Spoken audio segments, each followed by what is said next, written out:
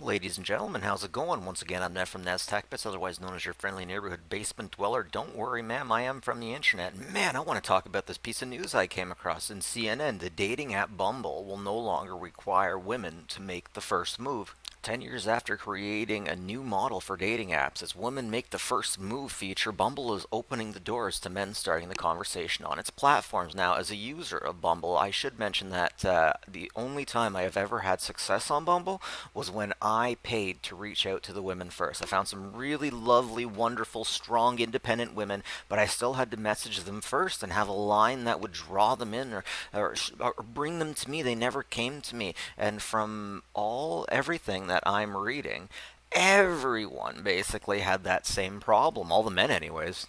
All right, let's check the comments. Wasn't that the entire point of Bumble? Yes, but it turns out a lot of women don't like to make the first move. A lot of times you match and then just watch 24 hours expire. That's exactly what happened, eh? That bad, huh?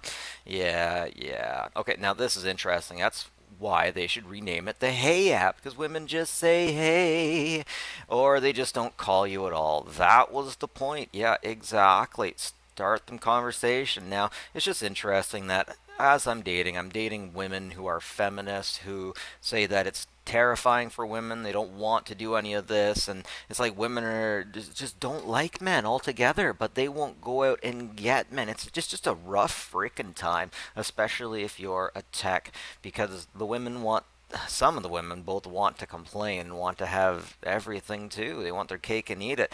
But, stuff will change. Society will change. You can get on Bumble and find good people. I have found good people. Wonderful, lovely people. But, unfortunately, I did have to pay, so it makes sense that this app would go away. Anyways, ladies and gentlemen, that's just my reality. And I hope you, whoever you are out there, I hope that you are good and loved and you love yourself. And I hope you're all taking care of each other legitimately. Have a good one, folks.